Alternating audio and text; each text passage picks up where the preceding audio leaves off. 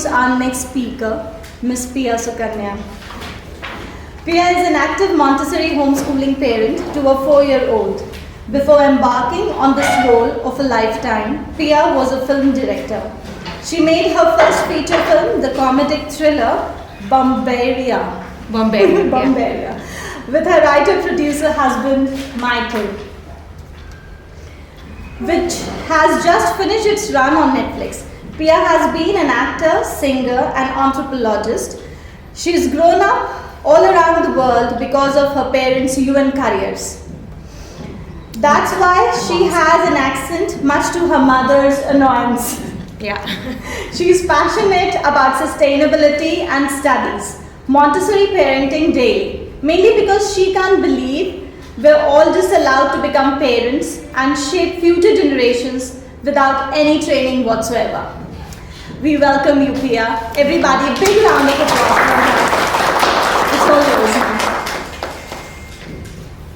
So, there's the 4-year-old, and my whole family's here. So, I'm not going to be talking too much about homeschooling today because I want it to be more universal. So I'm going to be keeping very much to the talk, which is about Montessori parenting, which all of us do at home. And I do it just the same as you do it. So just because I'm a homeschooler doesn't make me different in the way that I do it or I practice it. Yes, I am an avid learner, and I've been learning and self-teaching myself Montessori, and then have done a course in Montessori homeschooling, and I've been doing this for 3.5 years every single day.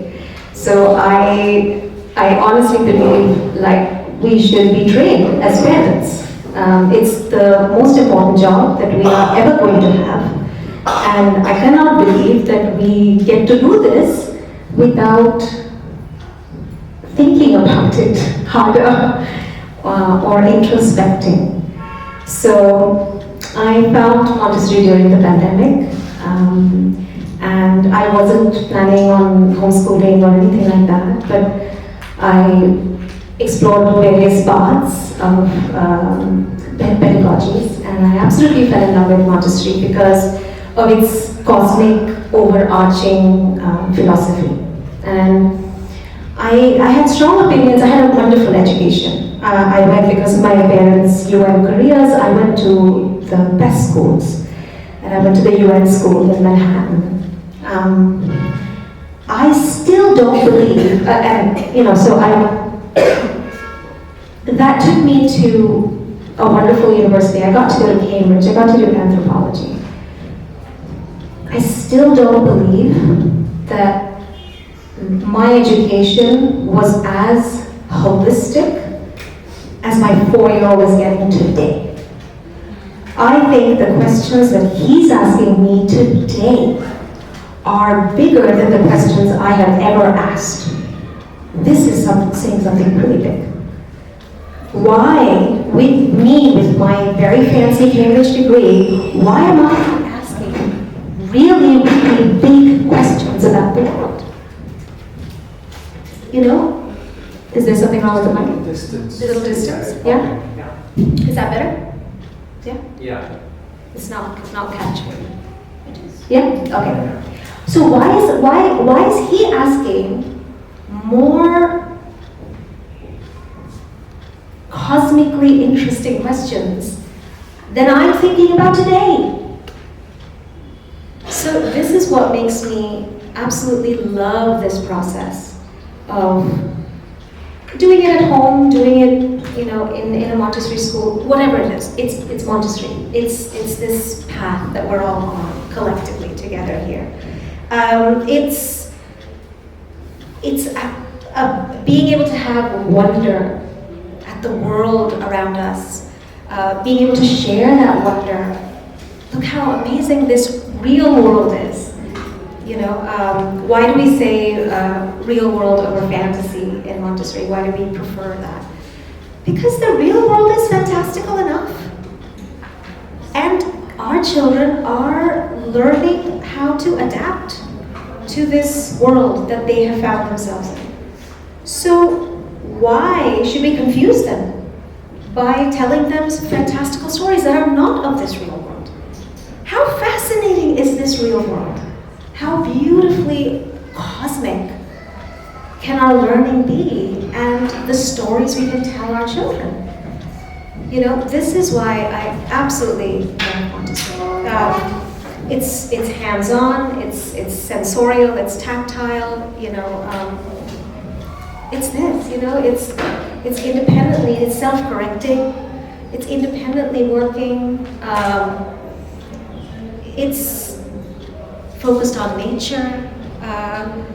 So these are the overarching reasons, and I'm sure this is what drew you all to it, but this is what drew me. Why homeschooling? Just briefly, just so that we can sort of get that out of the way. I enjoy spending time with my child. I plan to only have the one, and you know, they grow up too fast anyway. And I think I'm confident that I can do it. And I know that I'm the expert on my child. I don't claim to be expert on your child. I don't have that as my aim. I'm not trying to be a Montessori guide. I'm trying to be the best guide I can to my child, one child, or two children, or three children, however many. Some of you may be homeschooled. So this is why I study daily to be a parent. We talked a lot about observation. A lot of my talk was about observation as well. We've covered it, but just to touch on it. Yes, observation is the absolute cornerstone of Montessori. How do we know? How do I know as a homeschooling parent how to do this? Purely through observation. This is it. I observe him like a scientist, exactly what Augusta said.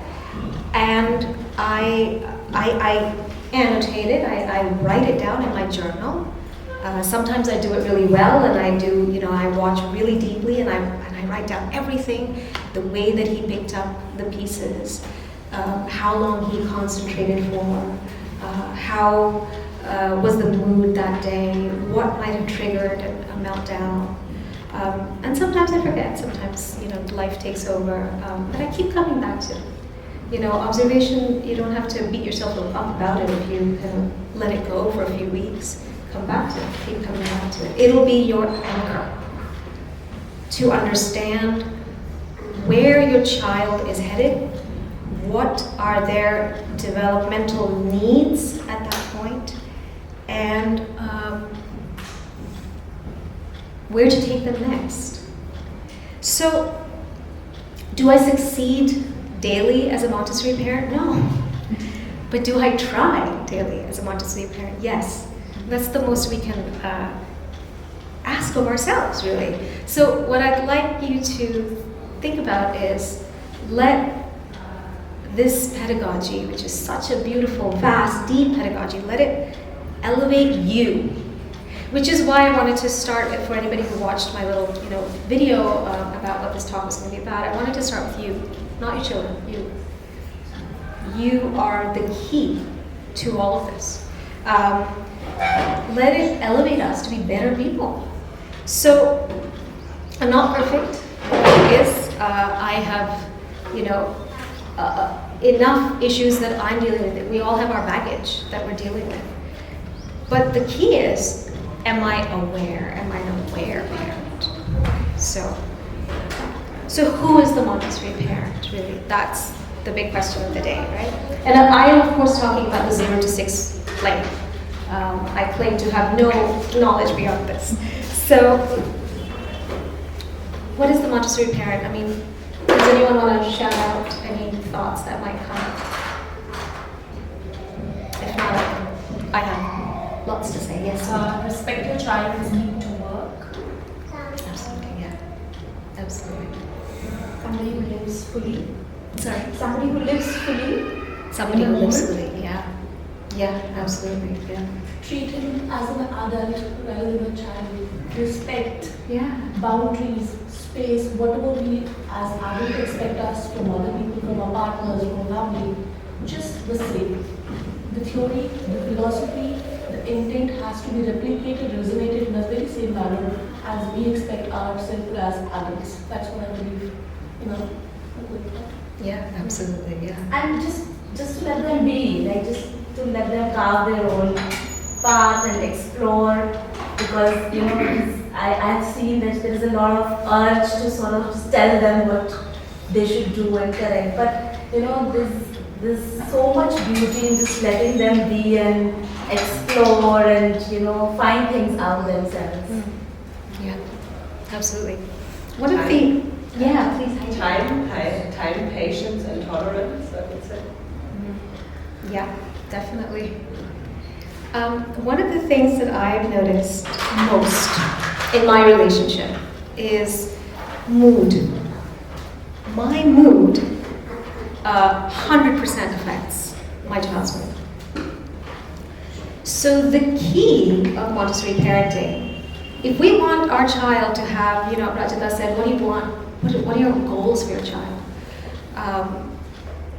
If we want our child to have certain types of ways of interacting with the world, certain types of self-regulation, the number one thing we must remember is that we must model that behavior.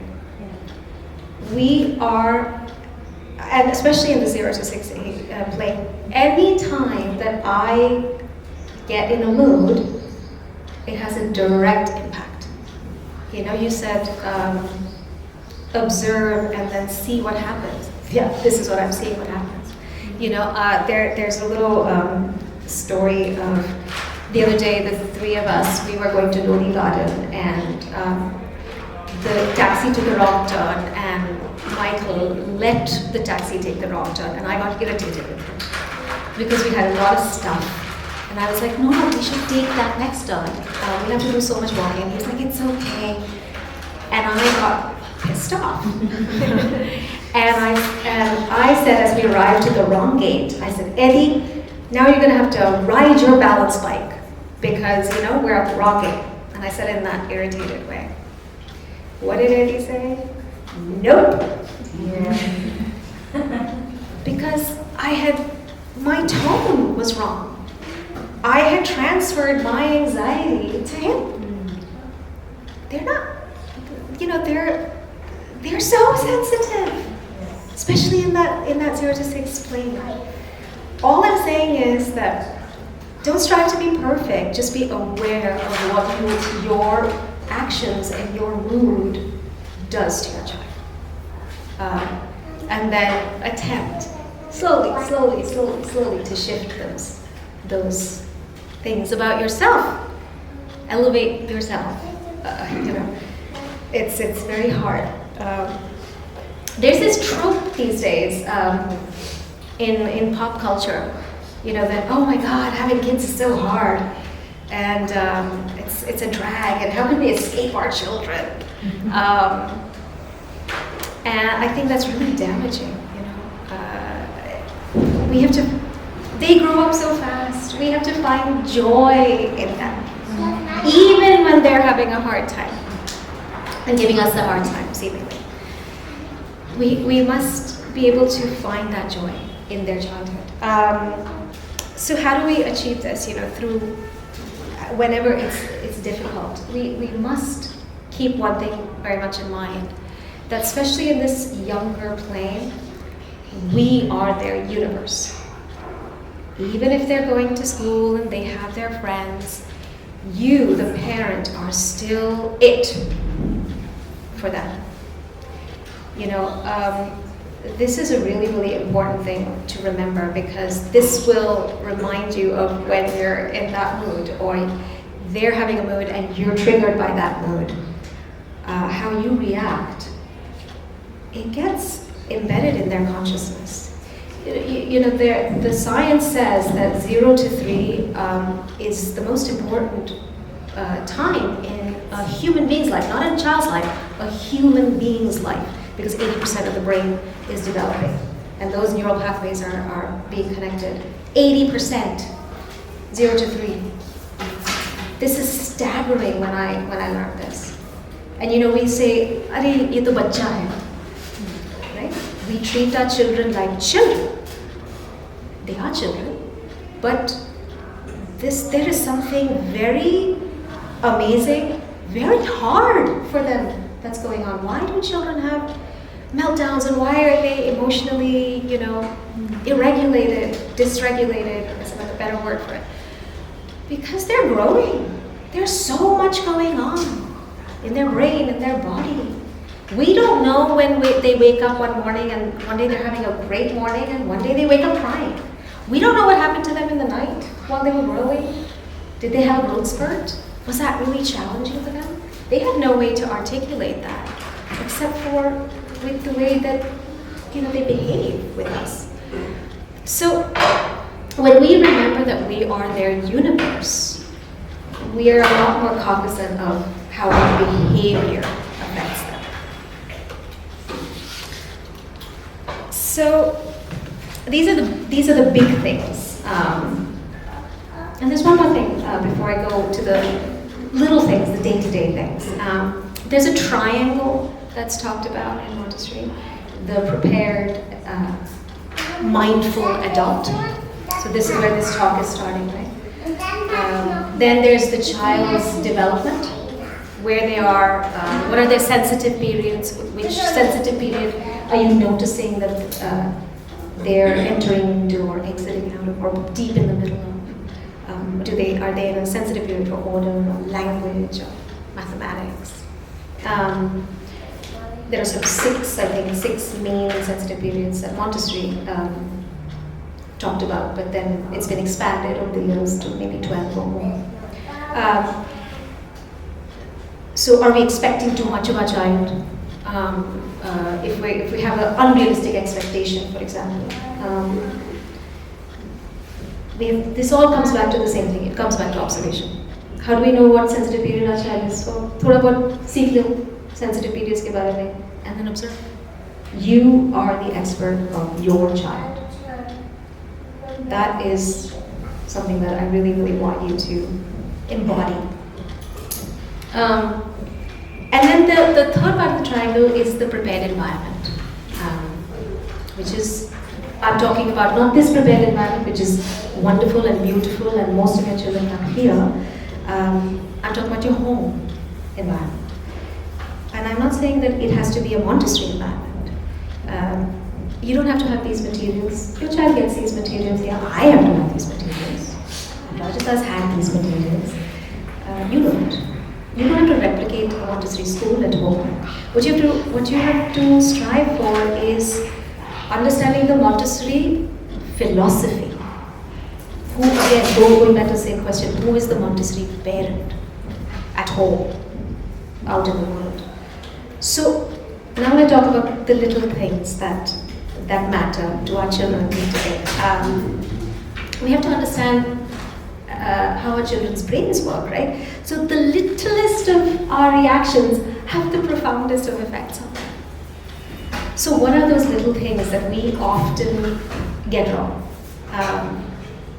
Like we've talked about this already, modeling. It's, if you are curious about the world, your child will be curious about the world. As they grow, your curiosities, the paths may diverge, but the ability to be curious is something that they get from. So if you think the world is awesome and exciting and wonderful and magical and cosmically brilliant, whether they're interested in space at the end of the day, or the coming of humans, or the great lessons, is not their path. They're not becoming a biologist or a geologist or an astrophysicist. That's not the important part.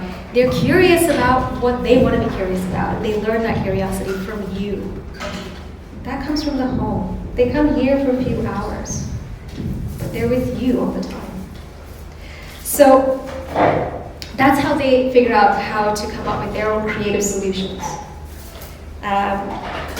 So just be enthusiastic about the world.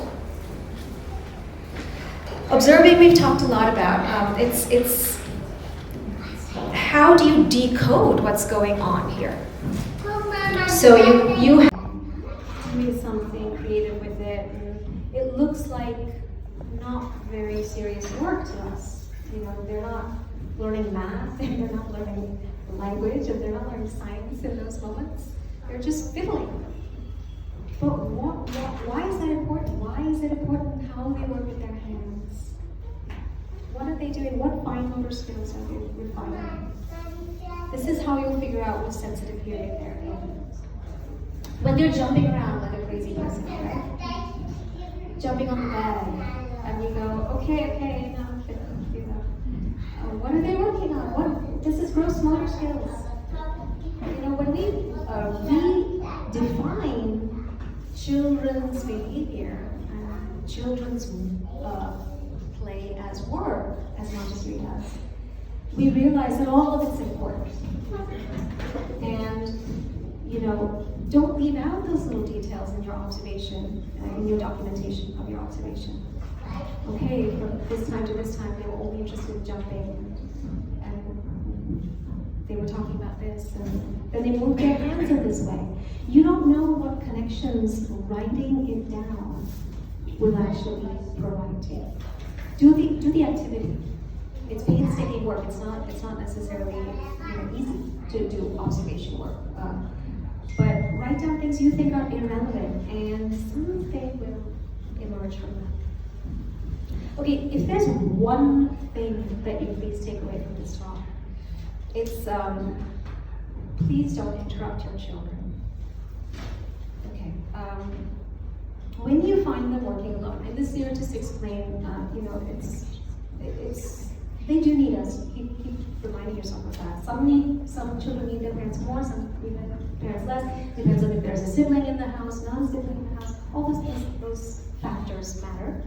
But if you find your child working on something independently, whether it's working with a Montessori material you may have at home, or whether it's working with some piece of scrap, or working on their Lego, or whatever it is, don't make suggestions on how they could do it better. Please sit on your hands. Don't try to, get into their work or their play. If they're not asking you for help, don't help them. Why is this so important? Because they're learning concentration. They're developing their focus. If we jump in and help them all the time, they've just lost that opportunity. We have been in their path of stopping them, of practicing concentration.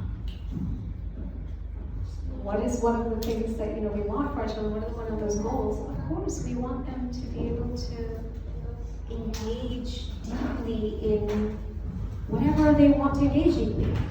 What does that take? It takes focus and concentration. To learn anything, it takes focus and concentration. These skills they're developing today, not later. They're developing them today.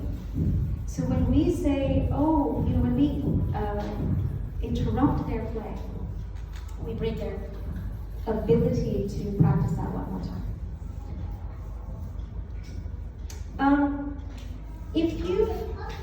And I say this with permission. I ask Nimesh. So Neha's husband, Nimesh, sent me a video of Prakriti. And I asked him this morning, I said, can I share the story? I won't name you. He said, no, name me. So I named him. So he sent me a video of, and he must have, either you had given him the lesson, or he had on how to wash dishes. Yeah, right? And in the middle of the video, Nimesh, so Prakriti is very nicely washing dishes. And at that point, I think Prakriti is about 3.5. And Nimesh says, ulti side bhi karo. Prakriti ignores him. He says it again. Ulti side bhi karo. She ignores him, thankfully. Thankfully, she ignores him. अरे जैसे सिखाया था ना उल्टी side भी करो. Okay, so Nimesh sent me this video and I was like, okay, let's talk about this. If there's one thing, we do it all the time. We think we don't do it.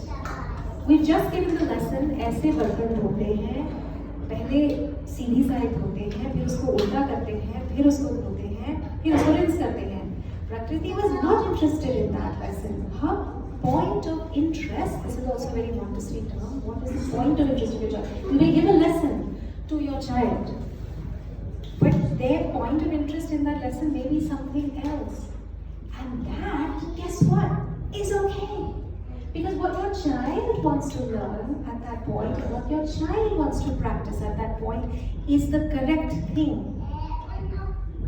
They are fulfilling their need, not our need, their need. So Prakriti wanted to practice the circular motion. She was not interested in cleaning the dish.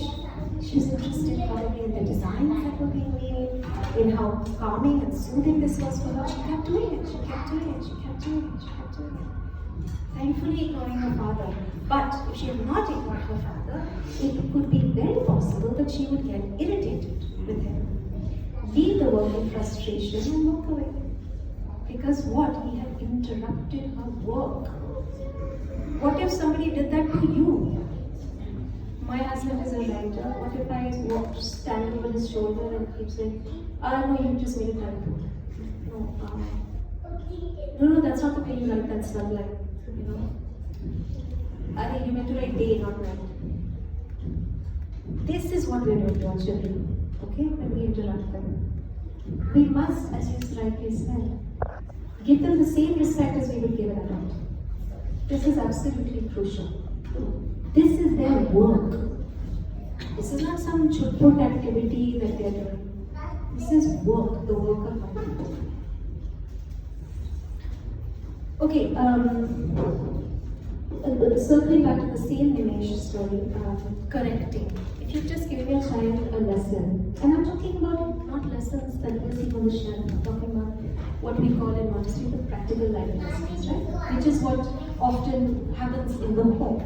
You're giving your children practical lessons, even more than they are able to practice at school. I mean, they may practice it in school in a very formal setting, but hands-on, they're doing those things at home, right? So, ठीक है आपने बर्तन धोने के लिए सिखाया. Then they don't follow the whole lesson as per your presentation. Do you correct them in the middle of them practicing? Please don't. Let them do what they are doing. Let them focus and just again observe. Okay, they didn't do the back of the dish. They were not even interested in rinsing the dish. Maybe they just worked on the front of the dish for 5 minutes with utmost concentration. This is your observation. बस उसके अलावा कुछ आपको नहीं करना है. उसके बीच में आपको बोलना नहीं है. You're sitting there. Even just take a step back. If you feel like they don't need you in that space anymore, you presented the lesson and now they're deeply focused, you put a tape or metaphorical tape on your mouth and sit on your hands and do nothing. This is the most difficult thing for parents to get. It is. Because we know better. Hold on, we just gave you the lesson and you're not doing what we said. You're forgetting this? Wait, you're forgetting this? Now do it this way. Very, very good. Okay, we're getting to the very good thing in a second. Do not correct in the middle of the lesson, please. Give the lesson again later at another time when you find that the opportunity is there. Not immediately. When the opportunity next arises, keep this in mind. Okay, we are going to just address those points again. Okay, another point that ties in, helping. The phrase goes, help as little as possible, but as much as necessary, right? So why? Why is this? Because children are building their own confidence, right? So their own ideas are more important than our ideas. Because this is their value of self that is being developed here, right? So, encourage independence of thought, of movement, of everything. but don't force it. And so, for example, if your friend's 4-year-old is already dressing themselves and your 4-year-old is not, do not fret. Your children will get there. They're just not interested in that particular life skill at the moment. You know, not all children are the same. One child has something that they're more interested in, and if they're a little bit more dependent on you in some spheres, it's okay. I know we're really focused on independence in Montessori, but it's okay, relax. You know, they will get there. We all learned how to dress ourselves, and we were not given the independence of learning how to dress ourselves. Right? They will get there. So they may be showing signs of independence in other ways, if they're not showing that in those practical life ways yet. Okay, so what about when the child is doing a great job and getting it all right, and you know, like, and you're really proud of them, and they're showing you how brilliant they are, and how they put on their trousers for the first time, and what do we do then? We as parents, especially modern parents, think that being over enthusiastic is the right thing to do, because maybe in our childhood we saw under enthusiasm. I don't know what it is, but in today's modern, you know, the modern parent is very enthusiastic about their children. There's no need to be. There's no need to clap or, you know, do anything particular when our child achieves a particular milestone. Why? Because they're supposed to do that. That is developmentally appropriate, right?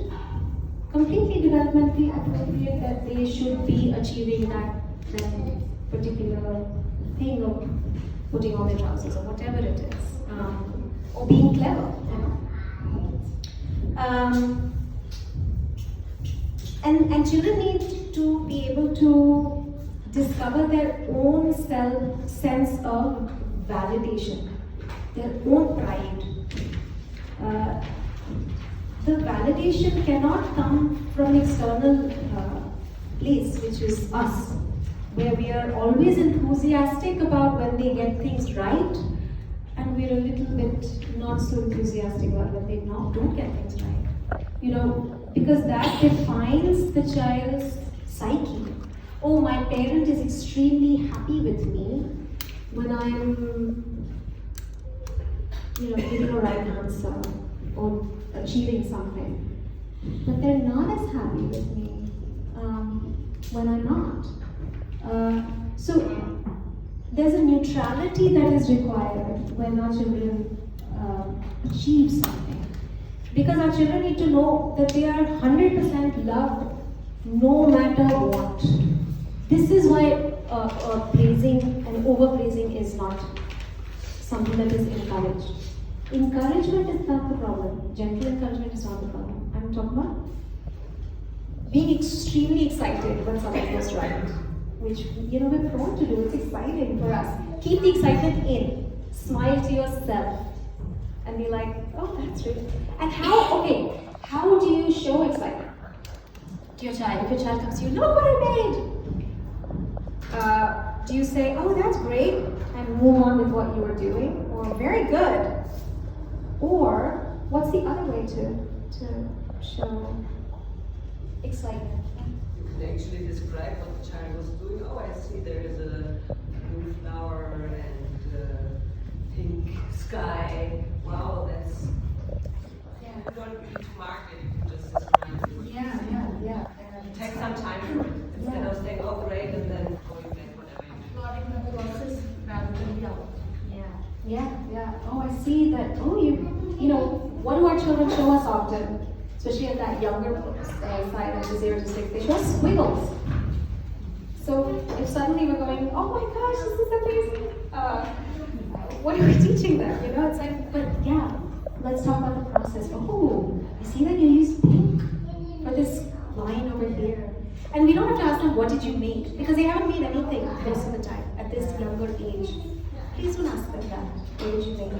Because they are just flowing. They're just experimenting. That's why talking about the process is so important. Because they were not trying to make something in particular. As they grow towards the later side of the 0 to 6 point, yes, they will start to make things, but not in the early stages. So, where does their validation, self-validation come from? It has to come from themselves, which is why our neutrality is important. That doesn't mean that we're not excited. We, as Julia said, we are engaging with them even more if we talk about the process. Oh, I see that you use these colors. That's so interesting. They feel our presence even more than very good beta. Very good beta means nothing. In fact, it has the opposite effect. Okay, testing our children, right? Like, especially when they're doing like great stuff and they know stuff and it's exciting, and when we have guests over and that classic trope of beta ye suna, which I'm sure none of us do anymore, but like we do it in our own ways. It sneaks in. Hey, can you tell me this? Or can you tell us this? Or, you know, whatever it is, whatever your child is really into, like my child is really into the solar system. So if I started to ask him to recite the planets in front of the entire guest field, you know, that would kill his curiosity. We are not trying to show off our children. Our children are not show horses, right? They're human beings. We have to give them the same amount of respect as we would our people that we live with, the adults that we live with, the adults that we love. And it kills their innate desire to learn further if we start testing their knowledge. Knowledge is not about tests. Learning is not about tests. Curiosity is a beautiful, beautiful thing that all children have. And Nishant, as you said earlier, when we were talking about why this alternative path of Montessori, it's because it keeps curiosity alive. This is the key thing. How do we keep curiosity alive? We were all curious once. But somewhere along the line, despite me going to the best schools, that shut down. I'm not asking the same questions that my kid is. I'm sure you aren't either. I'm sure your children bug you with lots and lots and lots of questions all day long, and I'm sure you don't even have the time to answer half of them. But you know what? Show them that their questions are important to you. Write their questions down. And if they're interested in the answer, pursue it. But the answers aren't important. Show them. So a few months ago, I started a questions book for Eddie. And I write all of his very big questions down, particularly the ones I don't actually know the answer to, which are very, very, very big. Like the other day, the last question was, how deep is the universe? First I have to decode it. Deep? What do you mean by deep? What is, where is this word deep coming from? Do you mean big? You know, so all but the point was that the answer wasn't important. It was showing him that his curiosity matters, and that whenever he wants to answer that question one day in life, we can get around to it, and we can do it together. You don't have the answer. You don't have to have the answer, but you can show your child how to find the answer. Do we push our children? So this whole thing of competition always comes in, right? When we are on this alternative path. I don't know. Is this something that I'm experimenting with? Does anyone have any thoughts on this? Should we push our children at the 0 to 6 plane? I don't know. What do you mean by push? Like challenge them, like get them out of their comfort zone. So sometimes I feel it is important to make them explore more things, and sometimes, for example, Prakriti, she doesn't like water much. She's not a water baby like her father. So Nimish is like, I said, let's go to swimming pool. Let's go to swimming pool. So once she was comfortable, the very other day she was fearful of water. I just don't want to go near the water. So sometimes that for once try, it was important to make her explore that what kind of feeling you get when you are inside the water. But next time when she was fearful, so we were like, okay, go whenever you are ready. So we have stopped doing that. So I think it depends on the situation. So if I can say that, I think I have two things. One is that bring more opportunity in the environment in terms of whatever is challenging for bring that into the environment. And also probably for bigger things like, as a swimming program, I would say do it gradually. For example, make her play with the water first, or in a small tub, and then show that I'm doing it. It's safe, and then slowly they may be curious that we feel more comfortable. So that is the approach I I sort of tested this idea the other day, and Eddie's been resisting doing any kind of language work for a couple of months, more than maybe 3 months, I would say. He's very into science and will happily do some math work, but we're reading a lot, but you like sitting down with some language work? No, there was a resistance to it. And I'm very patient. And I follow my child, and I allow that, and I allow that. And I was like, chalo aaj thoda sa try karte hain, push karte. Dekhte hain kya hota hai. Again, observation. You play, right? Parenting is play, but with awareness. We must always be doing this with awareness. So I put out the language lesson that I had treated. And substitute this with a practical life lesson, whatever. You may not be doing the language lessons at home because your child is getting them here. There was resistance again, and I was like, listen, we're just going to do like 5 minutes. 5 minutes, that's it. Let's take out these language objects and take out our movable alphabets and see what we can do. A lot of resistance still. Took out a bunch of letters that were nonsensical. Now, my reaction at this point, so the word that we were supposed to, I put out a cricket bat. The word we were supposed to spread was after, right? Took out all types of letters. And so my reaction matters at this point. Now, inside I'm sort of tensing up and going, how do I deal with this now? And then I remind myself, okay, play. We deal with it through play. We playfully, so okay, he's put out some random letters. I'm going to read them. I'm going to read them out. So they happen to mostly be consonants. It was very difficult to read. And then gently through play, he spells her. Then we get to another word, her actor. Okay. So I'm like, oh, do you want to do another one? He takes out a hat from the shelf. Okay, we'll do this one.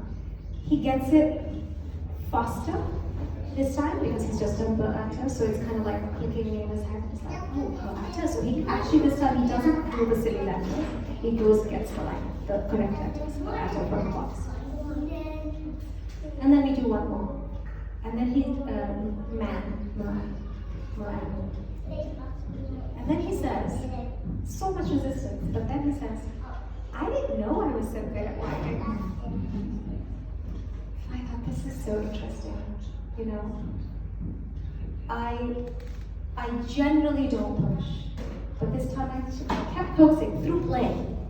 I kept, not making it look like I was pushing. But suddenly, he was proud of himself. I wasn't like, oh, you did it, oh my God, you're amazing. You can write.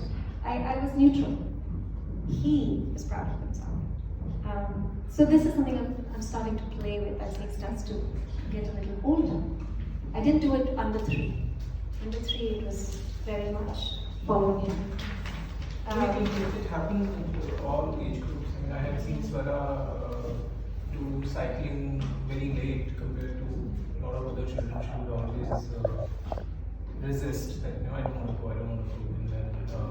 And then it was upon us, she should be cycling now because we see all the other children cycling, why is she not, riding the cycle, etc. And then one day I think I did take her down and she was resisting. So she took the cycle with me, it's fine, okay. Just 5 minutes, again, the same logic. We'll try, I will fall down, I'll get hurt, this will happen, that will happen. I said, okay, it's fine, I'll hold you. And I think we've all been through this when we learned a new skill. And so instead of somebody creating a negative consequence or a lot of angst within the person, if you just support them and show them that we are with you and we're just providing that safety. Yeah. And I think it happened within 30 minutes because she was already old enough. She was just not cycling, but she had the gross and motor skills, right, to be able to do it. And she did it in 30 minutes. She just took the cycle. How old was she? She did it 7. So she was already cycling. It's just that the presence of the side wheels was kind of Balancing. She was already balancing. But then when we removed, she just did the same that she used to do so far, and she was cycling. Yeah, I mean, and with this 0 to 6 plane, of course, 7 is slightly different because they're in a different plane, but we can use play a lot more in 0 to 6, making it fun and light when something isn't quite going in the way that the parent had planned. If we use lightness and try to remember not to get triggered or agitated, you can steer that child in the particular way more. Can I add one more thing? Yes, please. Another observation is actually when you are least interested in it, then they are most interested in it, right? Just from skiing in Austria, and I was like, okay, I'll get some skis. My husband, who's Indian, will get for the first time on some skis, which was already a big deal, so I was not even considering the kids being on skis. And then Tara saw the skis in the shop and she was like, okay, I want to do it. I want to get the skis. I want to get the skis. And the shop assistant said, no, they are too big for you. You can't have them. Oh yes, I want to have the skis. And then we got the smallest size available, right? Which were, she said they were fine. The assistant said they would be too big. Okay, I thought, never mind. We just tried it, right? There's no harm. And we got the skis and then she was on them and then she was so eager to prove that she can do it because no one believed it was possible, and she really enjoyed it. For some time, of course, she gets tired, right? Like it's a new thing. If you haven't been much in the snow, then it's really tiring and everything. But it was again showing me like this when you're like, okay, now you have to learn swimming. We go to the swimming pool, then oh no. But if they get to that stage themselves, then it's the best. Yeah, that's great. Yeah, absolutely. So another thing is how much do we pack our children's day? You talked about this. Of course, today's children are overscheduled. We all know that. And I'm sure that most of you are more mindful parents and are not overscheduling them. But it's really about keeping that balance,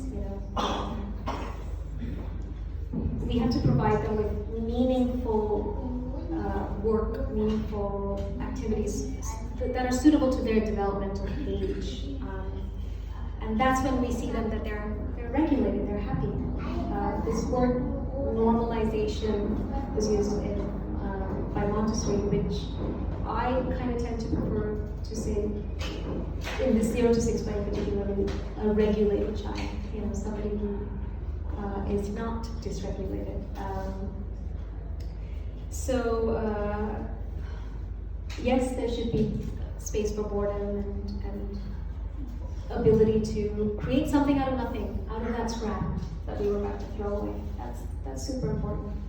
So allowing for free time.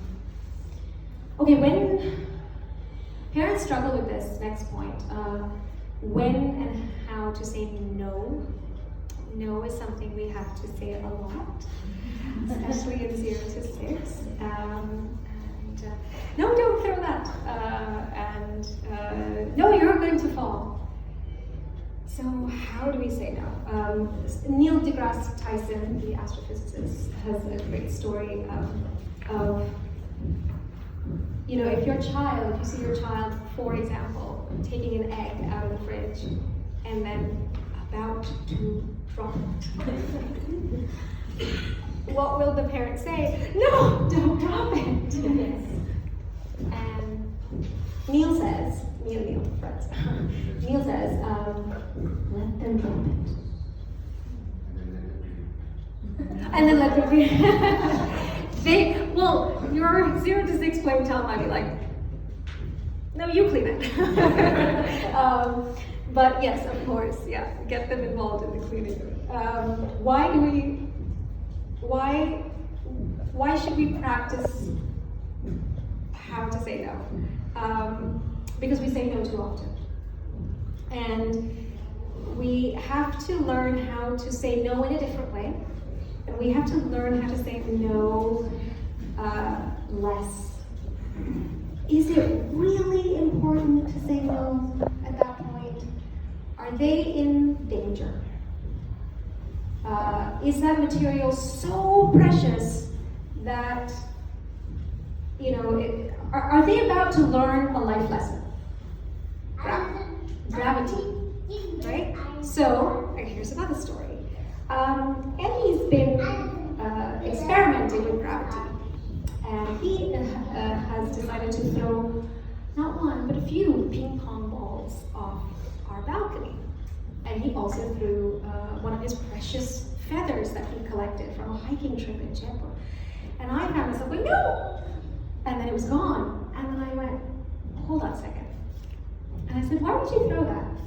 The curious parent must come, right? The first word out of our mouth is always no. But stop yourself and you go, why is he doing this? Hold on, so why did you do that? With the feather incident. So he said, because it's going to come back to me, he says, with the wind.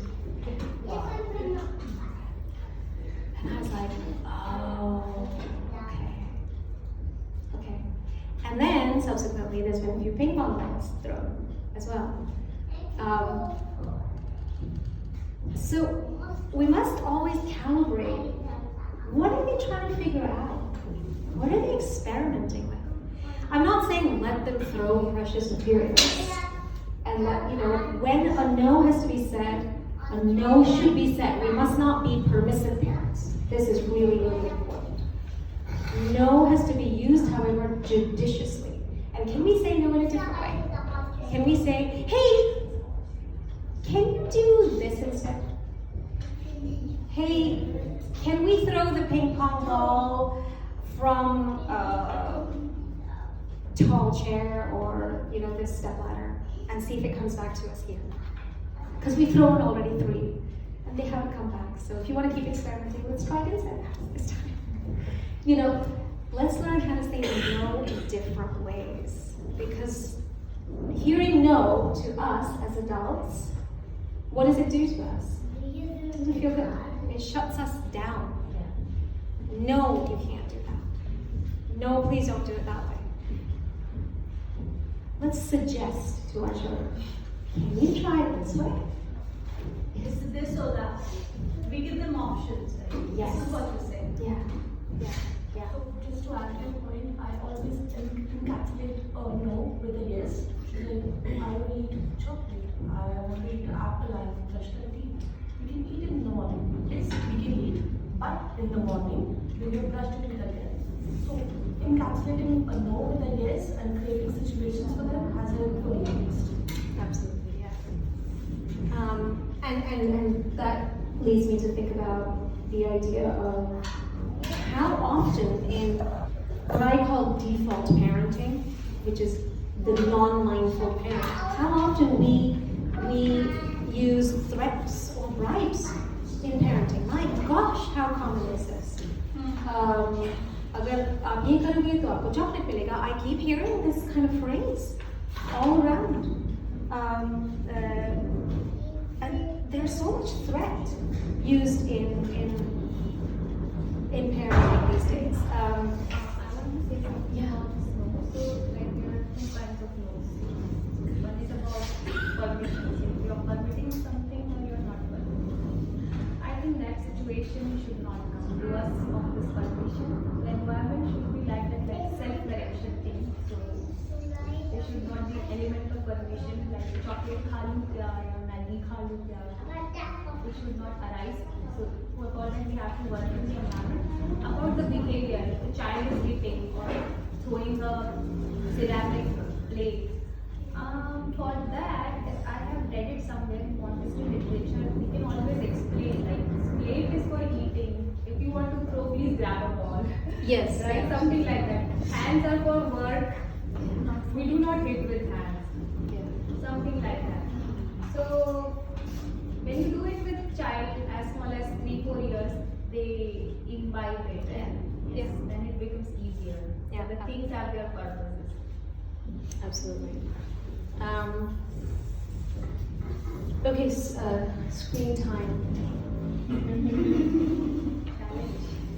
Yeah, it's a big challenge. But in the 0 to 6 plane, please just avoid it as much as you can. It's just, yeah, it's disastrous. It's disastrous. And, okay, we may say, okay, we don't give our child screen time. But how do we model this in front of our child? Are we replying to lots and lots of texts in front of our child? So I have another incident about this. Eddie was turning 4, and you know, we'd gone out and I was taking some cute photos at the lunch, and people were wishing him, and I was sending those photos on his birthday to people. And he was saying, Mama, Mama, Mama, Mama, Mama. And then I was like, yeah, just 1 second, Eddie. I'm just sending this birthday video of yours. And as I uttered those words, I just realized what I'd done. I had ignored my own child on his birthday. Yeah. To send some video or some photos to somebody else, which I could have done at a different time. What am I modeling to him that you're not important on your own birthday? He doesn't know that I'm trying to show my love by sending these photos and videos of him. He just sees that his mother's not available. She's on her phone. He's not allowed to use the phone. I am working.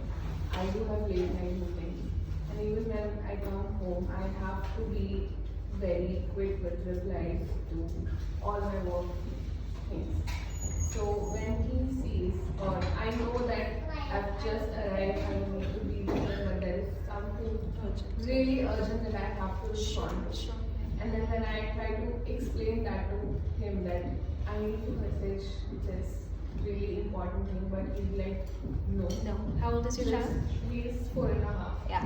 So no, Yeah, he's gonna be you are not going to do this right now. Yeah, absolutely.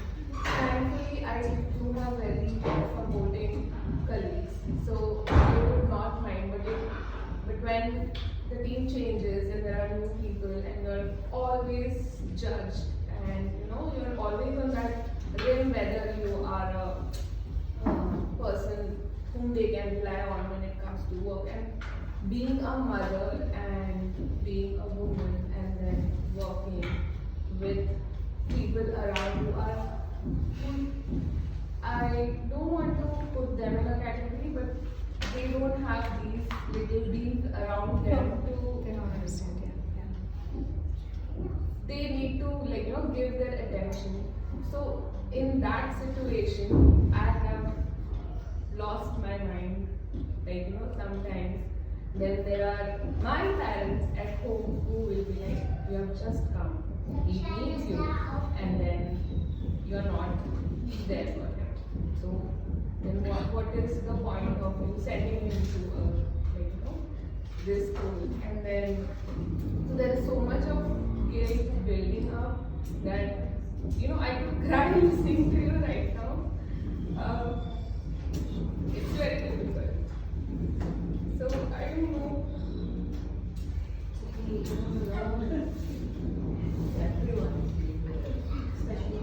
And trust me, we all can feel you. All Including us. My phone has been taken and thrown away many times. Like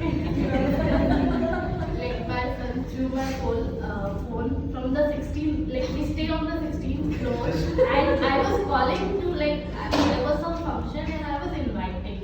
Like I was calling 4-5 people continuously, and he was saying, Mama, Mama. I wasn't listening, I wasn't giving attention, and he took my phone and threw out of the bathroom. That's another pain coming from that iPhone. We had insurance, so luckily we had insurance.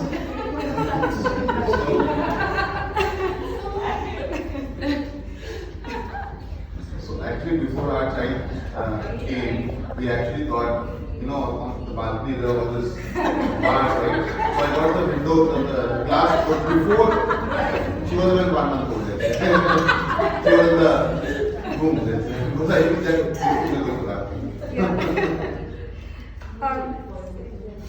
So yeah, it comes down to modeling, and yeah, it is worth crying about. All of it is because it's such a huge responsibility we have.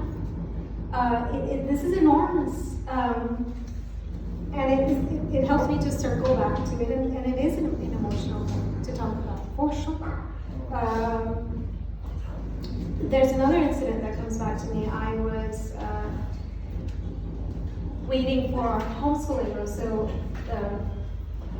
in our home, I've set up the living room as our homeschooling room, and I was waiting for it to get cleaned by the morning cleaner, site auntie, and it was not ready, and there was some whatever. We were waiting, and I got irritated. I was like, कल तो बात की थी कि नाश्ते के बाद तुरंत करना चाहिए क्योंकि हमें बैठना है होमस्कूलिंग के लिए. आज फिर से नहीं हुआ. My tone had an immediate impact on my child. Got very upset, and I could, I realized that, my gosh, like you may complain about the staff or the neighbor. Your staff or your neighbor may not hear you, but who's hearing? Your child. This is really big what we're doing. We directly impact our child. Every sentence we utter, it's enormous to think about. But it's also an enormous opportunity. It's an enormous responsibility that we can correct our kids over. But it's an opportunity. At every juncture, all those little day-to-day interactions, they're opportunities where we can transfer our values to our children, and all the bad things about us as well. Yes. I would also like to add something because I really feel the emotions and everything in the room, right? I think there are so many voices out there, right? And if you live in an extended family, even more voices that tell you this is right, this is wrong, you have to do it like this, we did it in the old days like this, and how well did you turn out, and whatever, right? Everyone wants to tell their point of view, and you're under constant pressure, I think, right? Like in the normal family setup, I think, or even through the work colleagues or whatever, right?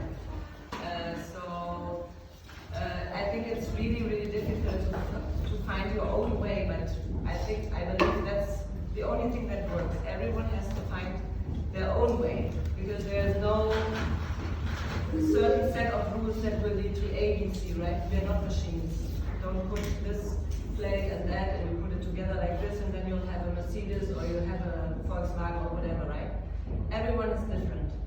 And maybe you have to tell this also the older folks or whatever. That's, well, okay. It looks so fancy. So, yeah, first of all, you have to be confident, right? I mean, maybe that's easy said, right? But difficult to be done. Like, figure out what you think what is good for your children.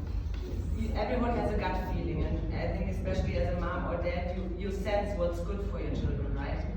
And then one can easily, or maybe step by step, shut off the other voices, right? Because that's the only way that works. The other people are not with your children 24/7 or for that long time, right? You observe your child, you get a feeling, you Yeah, observing is very important. I think having the feeling and listening to it, right? Because if, like, sometimes I see people touching my children and I have the feeling this is wrong, right? Like if some stranger just takes whatever, your child and doesn't ask you for permission. And I sense it's wrong, so I should say it. Yes. Right? Just because it's a cultural thing or whatever to touch your children doesn't mean I have to accept it. Yeah. Right? So that goes for so many things. Like some other people might think, okay, oh, it's too dangerous to get on the chair, but I think it's fine. What can happen? So climb on the chair and jump down. If you fall, right? And there are so many other examples like that, and I would just like to encourage everyone to listen to your own gut feeling, to observe and find your own path, and stop this constant comparing. I feel there's always a comparison. This one is already talking, this one is speaking 5 languages, this can do the violin with 2 years and whatever. Like, it's a constant struggle, right? But if we take the childhood away, what's left? They need to be children and just play with mud and discover whatever is around them, and don't constantly think the other one is better and you're not worth good enough, right? Yeah. Dr. Montessori says we have to defend our children. Yes. We have to defend our children. And it's also we feel more guilty because we brought up that way. We made it feel guilty. Hopefully our children will do much better than us. That's the hope. And you know, if you made the mistake, apologize to your children. Yeah. This is so huge. It's a stick or this. An expression of emotions is always healthy. But I want to say one thing. Please remember it.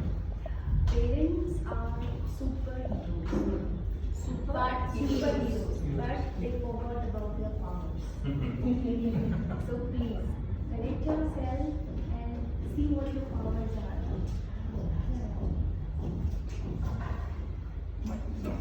I'm just adding to something which is just shared. So we may shut other people's voices who are there in our home, like normal family or extended family. But what if there's a difference between with the partners about what's good for the child and what's not?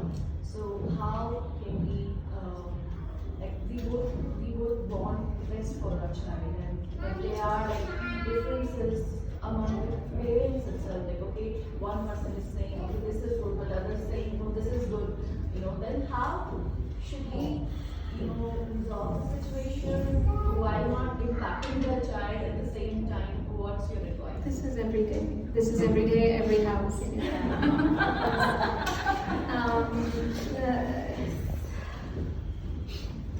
Nothing. You can only do what you can do for your child. You can model. You can model what you know about this pedagogy, what you've been experimenting with. We may be able to help in shaping our children, but we certainly cannot shape other adults. Nothing really. This is very challenging in an Indian context, even more so. We all live together.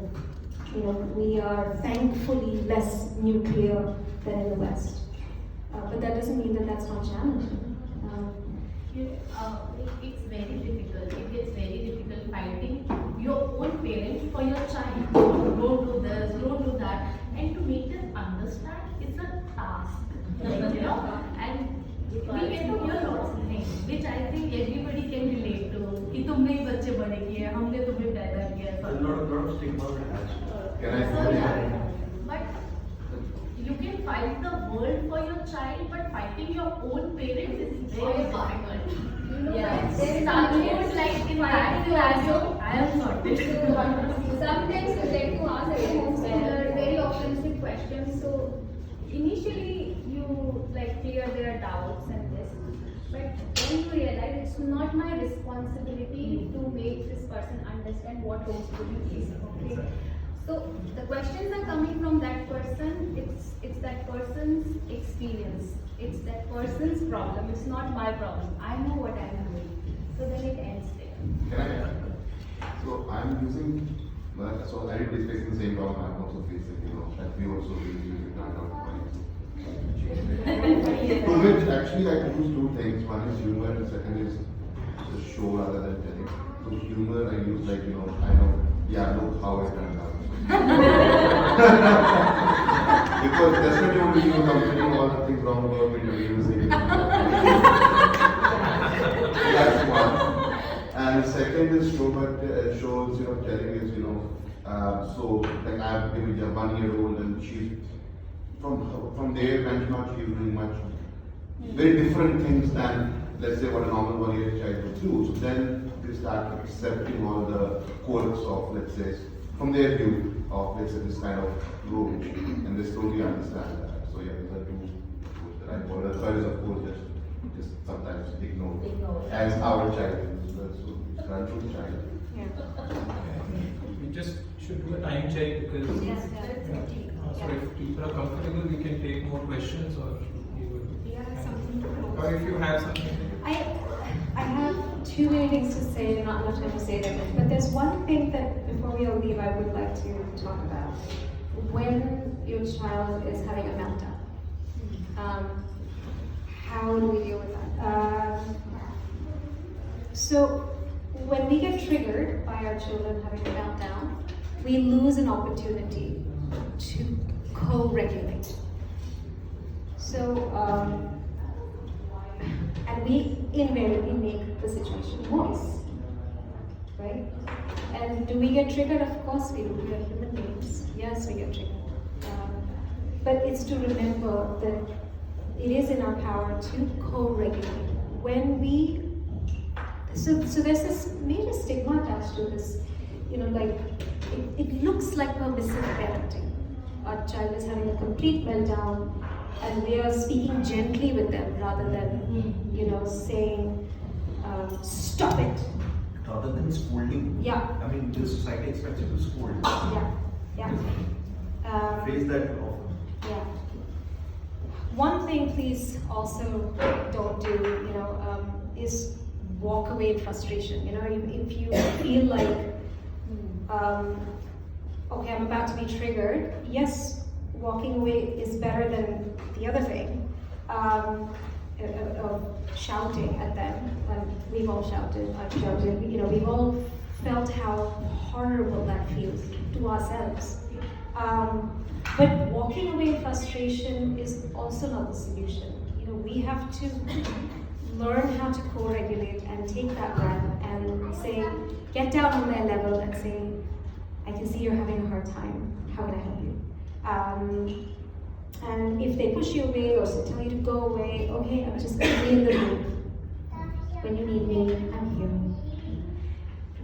The second thing I'd like you to take away from this talk, one is that please don't interrupt your children. The second thing is, when your child is having a meltdown, they're not giving you a hard time. They're having a hard time. They're having a hard time. This is something that is so hard to deal with in that moment. Please don't try to distract them either. We are helpless in those moments. Our power is gone in those moments. When our child's having that time, especially in the 0 to 6 phase, it's hard, and we try to distract. I'm not saying don't use playful tactics, but don't try to distract. If you're going to distract, tell them, listen, do you think that if I told you the story, it might help you? Don't just start telling the story. Tell them what you're doing to them. And if they respond to that, then okay, yes. So these are really, really important tenets of being a Montessori parent, and when that challenging behavior is there. So do we apologize or not? I missed the one point. Yes, sorry. So do we need to apologize to a child if we have done something like shouting, if we got 100%. we should apologize, Absolutely. right? Yes. Absolutely. It's so important, and to make amends. It's so important. And sometimes like child comes and say, like if I say I have shouted to a child, and then she goes to her mother and she says like you should scold Papa, like as you do, like why he has told this to me. So what should we we should do in that case. I mean, if it's done in play, then okay. But yeah, the whole narrative of scolding each other shouldn't be Yes, there. we should not do that. We should really be talking about what could have been done differently. In that case, like what I do is, like whenever I shout at my son, I say sorry and I tell him, Ivan, I wasn't able to handle my feelings. It wasn't because of you. It was because of me that I couldn't regulate my emotions. So I'm so sorry what happened earlier, but I will try and I'm working on myself so that it doesn't happen in future. That's so beautiful. That is something I say, and he appreciates and he acknowledges that Mama is saying something, and then we are all okay. How old is it? He is 2.5. Wow, that's so beautiful. Yeah, absolutely. There are no bad kids. You know, our children are not bad; they're just having a hard time. So this is so hard. Oh, and if not just to our kids, you know, like I have anger issues, so I can get angry at other people in front of him as well. I have apologized for that too, like really apologized. Like I've cried in front of my child, apologizing to him, saying that felt awful to me, that must have felt awful for you to witness. You know, this is what being the aware parent is, not being a parent, just being aware. I think showing them how we handle our difficult emotions, because Yes. someday they would also have to learn how to do that. Yes, absolutely. I just like, do we have 2 minutes? It's up to the room. It's up to the room, yeah. Yeah. Please speak closer to this. Something that's just been coming to my mind, I just thought I'd share. And I felt that, you know, obviously as a parent, we all want to be perfect. But the world is an imperfect place. We all have our emotions, we all are having our packages, and we're still learning how to deal with it. There's this one incident that happened with my daughter that made me reflect a lot about a parent-child relationship. So my daughter has this habit, before sleeping she does this. And somehow it really irritates me. So I've been trying to help her very calmly get out of it. But वो नहीं करती, फिर आदत है ऐसे करती है. And मुझे, that's not logical, मुझे बहुत irritate करता है वो. And as he was saying, I'm doing this course and we were in our club. We just finished our lecture, there were a lot of assignments to be done. It was playing at the back of my mind, and I was putting my daughter to sleep and she did this. And I don't shout at children. Forget about whether it's my child or not. But that day I was like, enough Punya, I'm not going to put you to sleep. And I'm not like that generally. I was very loud, I was very angry. And I looked at her face, she was extremely calm, and she said, oh, you're angry. Then she said, do you want to share something? And then she said, come, let me give you a hug. Oh my God. I really thought about it. The fact that I lost temper, is that a good experience or a bad experience? I think it brought me so much closer to her. I'm also a human being. I can also go through this messy life in a very difficult way. I'm also learning, it's not easy. But you know, she also needs to, it's not, she probably saw that opportunity because she must have experienced, I model this, and that's why she's probably absorbed it. And that calmness was not fake, what I saw on her face. And similar, there was another incident where, Punya was trying to do something, and if I was there, I would not have stopped her. She was trying to do, I just don't remember. But Harsh was also there, and somehow he scolded her. Why are you doing? You'll fall down, spill ho jayega. And I was patiently waiting and observing her. She was a little surprised because she's generally, when she's been doing such things, she doesn't get that reaction. So clearly it was a difference in reaction. And I was looking at her and she said, Papa, वैसे मुझे आप बहुत अच्छे लगते हैं. And you know, that at least made me feel with all my imperfections and all there's something going wrong. Somewhere, something. In hundreds of 9 times if we've reacted, at least once if we've tried, something is created. How old is she? She's 3.5. Oh my So she also has, it's not about the, it's the reason I'm sharing this incident that somewhere it made me feel light. That even if 10 out of 10 times I'm not the perfect, a lot of times I don't know what is perfect, a lot of times I know what is perfect, but the challenges can be internal, a lot of times challenges are external. Either ways, some things I can do, some things I can't. I'm also a struggling human being at the end of it. But maybe that 1 out of 10, that intent is there, that love is there, maybe something will happen. So that was just that experience that made me feel definitely lighter that, okay, at least 4 out of 10 times something is going right. She could be calm when her mother was shouting at her, and I was wrong in doing it. There's nothing to get irritated about. But justification to nahi chahiye hota na, jisse मैं निकल ही रहा था. So like Jenny said, we all are co-creating this home space like an authentic place where we can be authentic, like you said, and it's a safe place for us to express emotions and for our children also. So what happens? What I do when I'm feeling the atmosphere, I announce it. So I announce it, and my son and my husband, they both get it. So मेरे husband घर पे काम भी लेके आते office से, और कभी कभी उनका काम बहुत ज़्यादा होता है तो थोड़ा चिढ़के चाहे सो आराम मेरे पास आके होता है पापा टेंट्रम कर रहे हैं. बड़े भी टेंट्रम करते हैं. So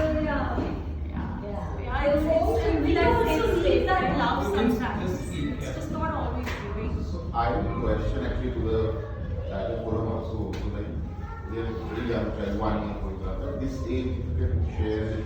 The child wants to do certain things which all choices and all that. So like she just want to go out all the time, remain out of the house all the time. It's not possible, And also there's this problem with the stairs and everything, so we can't.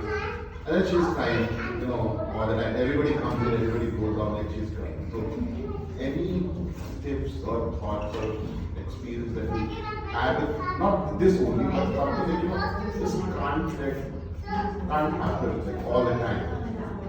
So anything? Present life to your child. There are limitations. You cannot give everything to your child. They also have to understand that there are limits. Just present real life to them. But, You know what I mean? Like some things cannot happen. Some things are not even in your control. Exactly. As Rajika said, freedom within limits is a cornerstone of Montessori.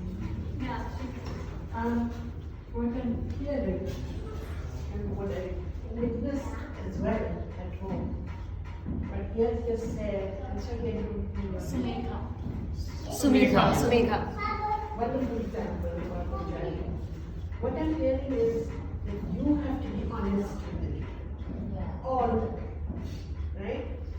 And then you get that honest reactions back. And I see it.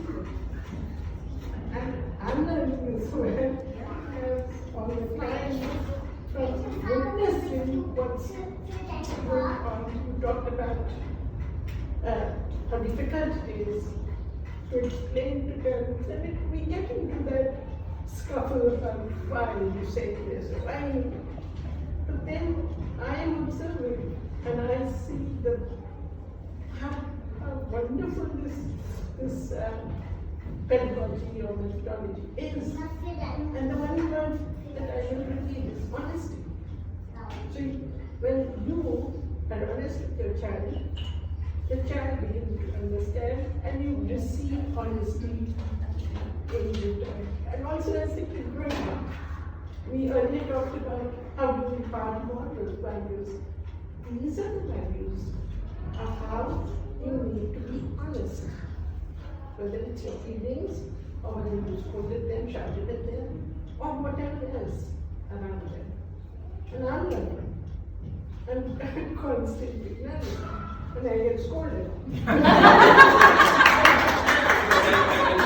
think there's a lot of work that we as adults need to do on ourselves before we handle children and give them the right direction. I think this is the broader message that Montessori created in her work and through the body of work that has been continuing as a legacy. That adults need to be conscious. They need to understand that they have a great task on their hands, and we will only get this opportunity once, right? Once these years are over, they are over. And it's a big wake-up call, whether it is chasing the life dreams, materialistic pursuits, getting a fancy car, bigger house. I mean, in pursuit of all that, if we are missing on this important phase for our children, then I think this is something that would really bite us later in life. Who knew this was going to be a therapy session? But again, I think some of this is coming from personal experiences and how we thought when we even started this setup, not thinking what would really happen. Would we even get a group of people who would be interested in this kind of education also for children? Because to even make it sustainable, to get enough children to create an environment, right? Because learning has to happen through a peer group. So creating a peer group itself was the first big question for us. Actually, as parents, I think all of us need this kind of therapy more than often. Because if we want to make our child like kind of a perfect one, we need to be a bit of perfect ourselves first. Or real. And as my mother very well, actually perfection perfectly summed it up, honest. Yeah. I mean, I literally have one last thing to say, which is like this parenting journey. Yes, our children are important in this parenting journey, but you are the key. So let this parenting journey elevate you, and your child will be the beneficiary of that work that you do. It's actually as simple as that. And you learn, we didn't get too much into how to follow the child and all that because of time, but you learn how to follow your child. When you do that work on yourself, when you start observing your child, when you give them that respect, when you treat them like an adult, when you use that rich language around them, you know what to do. The answers would be there. But the work is ours. It's not our children, it's ours. So, thank you.